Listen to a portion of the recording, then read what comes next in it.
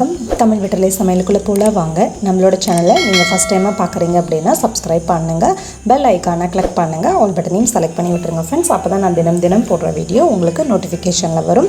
வாங்க வீடியோக்குள்ளே போகலாம். இன்றைக்கி நம்ம நார்மலாக சிக்கன் செஞ்சுருப்போம், கிரேவி, மிளகு வறுவல், அதுக்கப்புறம் குழம்பு செஞ்சுருப்போம். அதெல்லாம் விட இன்றைக்கி நம்ம ரொம்ப ஸ்பெஷலாக ஒரு சேஞ்சஸ் சிக்கன் ரெசிபி நம்ம இன்றைக்கி பண்ணியிருக்கோம். என்ன அப்படின்னா, நீங்கள் வீடியோவை ஸ்கிப் பண்ணாமல் பாருங்கள். அப்போ தான் நான் என்ன சேஞ்ச் பண்ணியிருக்கேன் அப்படிங்கிறது உங்களுக்கு ஈஸியாக புரியும். இப்போ வெங்காயம் நல்லா வணக்கிக்கலாம். ஒரு கடாய் ஹீட் பண்ணிட்டு கொஞ்சம் எண்ணெய் சேர்த்துக்கோங்க. 2 பெரிய வெங்காயம் ரஃபாக கட் பண்ணிட்டு லைட்டாக வணக்கி விட்டுக்கலாம். வெங்காயம் கொஞ்சம் கலர் மாறணும், அதாவது கண்ணாடி பதம் அப்படி சொல்லுவோம் இல்லையா, அந்த ஸ்டேஜ் வர வரையிலும் குக் பண்ணதுக்கப்புறமா ஒரு 6-7 முந்திரி சேர்த்துட்டு அதுவும் சேர்ந்து நல்லா குக் பண்ணிக்கலாம். குக் பண்ணிட்டு இதை வேறு ஒரு பிளேட்டில் மாற்றிட்டு ஆறுனதுக்கப்புறமா நல்லா நைஸாக அரைச்சி எடுத்துக்கலாம். அது அப்படியே இருக்கட்டும். ஒரு 1/2 kg அளவு சிக்கன் எடுத்திருக்கேன். அது 3 ஸ்பூன் அளவு தயிர், 1/2 ஸ்பூன் அளவு இஞ்சி பூண்டு பேஸ்ட்டு சேர்த்துக்கலாம். தனி மிளகாத்தூள் 1 ஸ்பூன் அளவு, காஷ்மீரி சில்லி ஆட் பண்ணியிருக்கேன். 1/2 மூடி லெமன் ஜூஸ் புழிஞ்சுக்கோங்க. கொஞ்சம் உப்பு சேர்த்துக்கோங்க. இப்போ இது எல்லாத்தையும் சேர்த்து நல்லா நம்ம பசறி விட்டுறலாம். பசறிட்டு இது 1/4 மணி நேரத்துலேருந்து அரை மணி நேரம் போல் நல்லா ஊறணும். அப்போ தான் நல்லா ஜூஸியாக சாஃப்டாக இருக்கும் சிக்கன் சாப்பிட்றதுக்கு. இது நல்லா பிசைஞ்சு வச்சாச்சு. இது அப்படியே இருக்கட்டும். நம்ம அதுக்குள்ளே வெங்காயம் முந்திரி வதக்கணும் இல்லைங்களா, அதை ஆறிடுச்சு. நம்ம மிக்சியில் நல்லா நைஸாக அரைச்சி எடுத்துக்கலாம். தண்ணி தேவையில்லை, சேர்த்துக்கணும் தேவையில்லை. நீங்கள் விருப்பப்பட்டீங்கன்னா கொஞ்சம் தண்ணி சேர்த்துட்டு நல்லா நைஸாக அரைச்சிக்கோங்க. அதே பேனில் ஒரு சின்ன துண்டளவு பட்டர் சேர்த்துக்கோங்க. அதுக்கப்புறம் கொஞ்சம் ஆயில் சேர்த்துக்கோங்க. பட்டர் உருகினதுக்கப்புறமா ஒரு 1/2 டீஸ்பூன் அளவுக்கு இஞ்சி பூண்டு விழுது சேர்த்துட்டு நல்லா பரட்டி விட்டுக்கலாம். இஞ்சி பூண்டோட ரா ஸ்மெல் போகிற வரையிலும். அது நம்ம ஈரத்தோடு சேர்த்துருக்கனால கொஞ்சம் மேலே தெரிக்கும். அடுப்பை நல்லா லோ ஃப்ளேம் பண்ணிட்டு கொஞ்சம் தள்ளி நின்று அதை செஞ்சுக்கோங்க, மேலே படாதபடிக்கு. தனி மிளகாத்தூள் 1/2 ஸ்பூன் அளவு அதே எண்ணெயில் போட்டு நல்லா பரட்டிடலாம். பச்சை வாசனை போனதுக்கப்புறமா நம்ம 2 தக்காளி மீடியம் சைஸு நல்லா அதை மிக்சியில் பேஸ்ட் பண்ணி வச்சுருக்கோம். அந்த விழுதையும் உள்ளே சேர்த்தாச்சு. சேர்த்துட்டு இப்போ அதை நல்லா நம்ம கலந்துக்கலாம். கலந்ததுக்கப்புறமா அந்த தக்காளியோட பச்சை வாசனை போனதுக்கப்புறமா நம்ம வெங்காயம் முந்திரி அரைச்ச விழுதையும் உள்ளே சேர்த்து நல்லா கலந்து விட்டுக்கலாம்.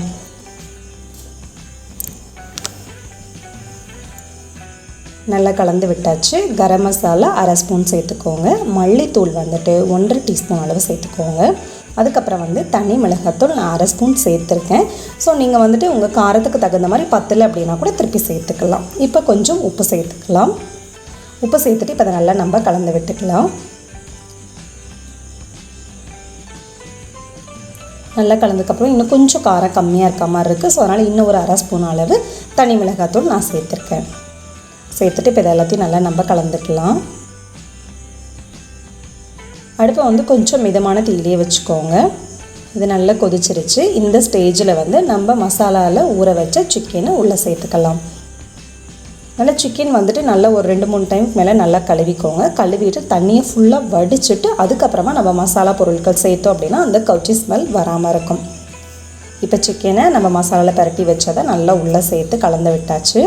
கலந்ததுக்கப்புறமா கொஞ்சம் ஒரு 1/4 டம்ளர் போல் தண்ணி சேர்த்துக்கலாம். தண்ணி சேர்த்துட்டு இப்போ இதை சேர்த்து நல்லா நம்ம கலந்து விட்டுக்கலாம். சிக்கனில் ஆல்ரெடி தண்ணி விட்டு வேகும். ஸோ அதனால் பார்த்துட்டு சேர்த்துக்கோங்க. இது நம்ம கிரேவி ஸ்ட்ரக்சருக்கு தான் செய்ய போகிறோம், குழம்பு மாதிரி செய்ய போகல. தண்ணி நீங்கள் அதிகமாக ஊற்றவே வேண்டாம். நல்லா கலந்து விட்டாச்சு. சிக்கனும் நல்லா வெந்துருச்சு. சிக்கன் கிட்டத்தட்ட ஒரு 3/4 பாகத்துக்கு மேலே வரையிலும் நல்லா வேகணும். லைட்டாக ஒரு ஸ்பூன் வச்சு குத்தி பார்க்கலாம், ஓப்பன் ஆகுது. ஆனால் கொஞ்சம் கஷ்டமாக இருக்குது. ஸோ 3/4 பாகம் வெந்திருக்கு. இந்த ஸ்டேஜில் நம்ம ஒரு முக்கியமான பொருள் என்ன அப்படின்னா பால் சேர்க்க போகிறோம். நல்லா காய்ச்சி ஆற வச்ச 1 கப் அளவு பால் சேர்த்துருக்கோம். பால் சேர்த்துட்டு இப்போ இது எல்லாத்தையும் சேர்த்து நல்லா நம்ம கலந்து விட்டுறலாம். அடுப்பு நல்லா லோ ஃப்ளேம்லேயே வச்சுக்கோங்க. நல்லா இது கொதிக்கட்டும். ரொம்ப சூப்பராக இருக்கும், பயங்கர டேஸ்ட்டாக இருந்தது இந்த சேஞ்சஸ் சிக்கன் கிரேவி. ஸோ கண்டிப்பாக நீங்கள் மிஸ் பண்ணிடாதீங்க. இந்த ரெசிபியை நீங்கள் ட்ரை பண்ணியே தான் ஆகணும். ஏன்னா அவ்வளோ சூப்பரான இந்த ரெசிபியை நீங்கள் மிஸ் பண்ணிடக்கூடாது. ஸோ அதனால தான் நான் அகெயின் ரிப்பீட்டடாக அதை சொல்லிகிட்ருக்கேன். நான் கொஞ்சம் கஸ்தூரி மேத்தி இலை இருக்குது இல்லைங்களா, அது நல்லா கையில் க்ரஷ் பண்ணிவிட்டு அதுவும் சேர்த்தாச்சு. ஒரு 2 பச்சை மிளகா கட் பண்ணி உள்ளே சேர்த்துக்கோங்க. உள்ளே சேர்த்துட்டு நல்லா மூடி போட்டு வச்சுருங்க. எண்ணெய் ஓரங்களில் நல்லா பிரிஞ்சு வந்திருக்கு. வாசனையும் நல்லா கமகமான்னு வந்துட்டுருக்கு.